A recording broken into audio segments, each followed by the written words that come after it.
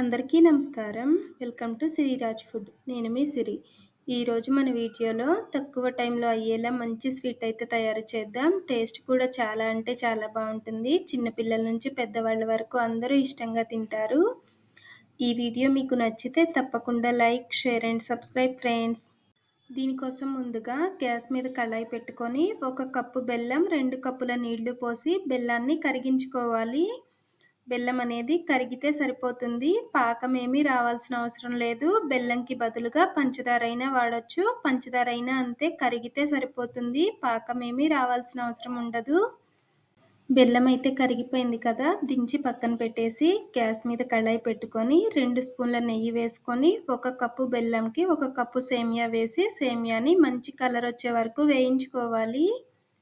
మన ఛానల్లో ఇంకా ఈజీగా తక్కువ టైంలో చేసే స్వీట్స్, స్నాక్స్ చాలా రెసిపీస్ ఉన్నాయి. కుదిరితే ఒకసారి చూడండి. వీడియోస్ మీకు నచ్చితే తప్పకుండా సబ్స్క్రైబ్ చేయండి. ఇవైతే వేగిపోయినాయి కదా, పక్కకి తీసేసి మళ్ళీ అదే కళాయిలో 1 స్పూన్ నెయ్యి వేసుకొని 2 స్పూన్ల శనగపిండి వేసి శనగపిండి పచ్చివాసన పోయే వరకు వేయించుకోవాలి. శనగపిండి తినము అనుకునే వాళ్ళైతే 2 స్పూన్ల ఉప్మా రవ్వ అయినా వేసుకోవచ్చు. శనగపిండి అయితే ఈ మాత్రం వేగిన తర్వాత మనం ముందే వేయించి పెట్టుకున్న సేమియాలను వేసి ఒక్కసారి మంచిగా కలుపుకోవాలి. ఎప్పుడు మనం పాలతో సేమియా పాయసమే చేస్తూ ఉంటాం కదా, ఇలా ఒకసారి మీఠీ సేమియా స్వీట్ తయారు చేసి చూడండి. టేస్ట్ అయితే చాలా అంటే చాలా బాగుంటుంది. సేమియా అనేది పిండిలో మంచిగా కలిసిపోయిన తర్వాత మనం ముందు తయారు చేసి పెట్టుకున్న బెల్లం సిరప్ని వడకట్టి పోసుకోవాలి. బెల్లం సిరప్ పోసి ఒక్కసారి మంచిగా కలిపేసుకొని మూత పెట్టాలి. గ్యాస్ మీడియం ఫ్లేమ్లో పెట్టుకొని 10 నిమిషాలు మూత పెట్టామంటే చక్కగా ఉడికిపోతుంది.